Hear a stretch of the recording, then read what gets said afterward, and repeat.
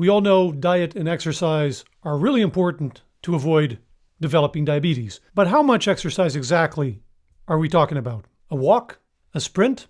A marathon? I've said here a number of times that the best exercise is the one you'll actually do, because our number one problem is that people don't exercise, period. But knowing that, is there one intensity that delivers more results? Scientists recruited a group of over 200 people at risk of developing type 2 diabetes, and they split them randomly between two exercise regimes. Moderate exercise, consisting of a brisk walk, reaching roughly 45 to 55% maximum heart rate, which amounted to about 2 steps per second, and a vigorous exercise group, which consisted of jogging at 65 to 80% maximum heart rate. Both groups did 30-minute sessions 5 days a week, and they did this for 6 months. And they also had a third group that was told not to change their exercise habits, and that served as a control group. And all participants were told not to make any changes to their diet, so that exercise was the only variable. Now, their results were really interesting, but what really impressed me is how long the benefits lasted. Both exercise intensities were about equally effective at their primary outcome, which was reduction of liver fat.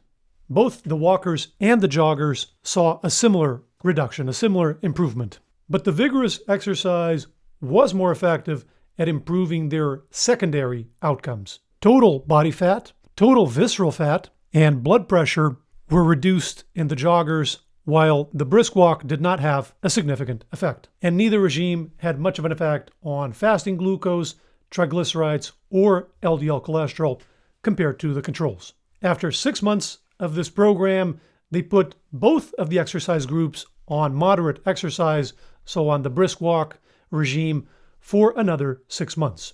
And one interesting thing that emerged from this was that the brisk walking, was not enough to lower blood pressure significantly after 6 months, but after 1 year, it did. So the walking probably does help lower blood pressure. It just takes a little longer. Bottom line, both exercise intensities delivered benefits. The jogging seemed better for some metrics, while for others, they seemed to be about equally effective. After the trial was over, the researchers did something really cool. They followed up with the participants 9 years later.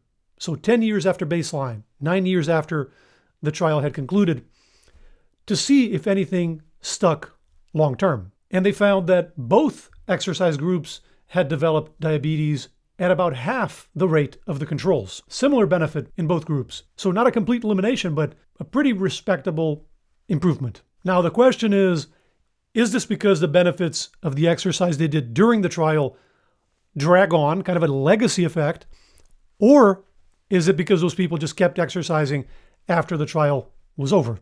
So they estimated their physical activity levels, and they were significantly increased during the trial compared to baseline, as expected. 1 year after the trial had ended, they still trended up in the people who had been in the exercise groups, but it no longer reached statistical significance, and it was similar at the 9-year mark. Trended up, but no significant increase.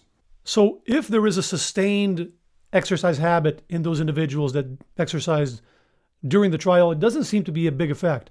It doesn't reach statistical significance. So one possibility is that this exercise they did during the trial actually did have these long-lasting benefits, which would be kind of amazing. Another possibility is that there's some indirect effect. So for example, they got a little trimmer due to the exercise during the trial, and so in the years that followed, they were a little more careful with their diet to hold on to those benefits, for example. Either way, it's pretty encouraging that starting an exercise program and doing it for 6 months to a year can have these long-lasting benefits directly or indirectly. Other studies have gone even longer.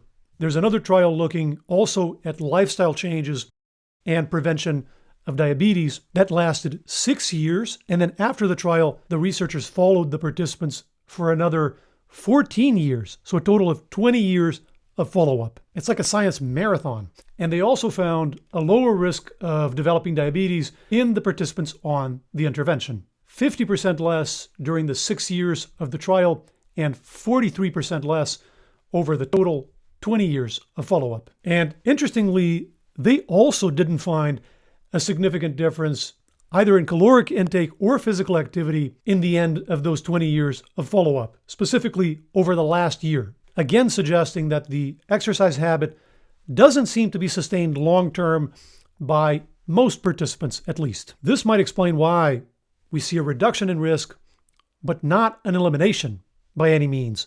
Plenty of people still go on to develop diabetes, just less than the controls. And maybe in people who do stick to those healthy habits long-term, the benefits can be much larger still. These trials looked mainly at types of cardio, but is that the best type of exercise for diabetes?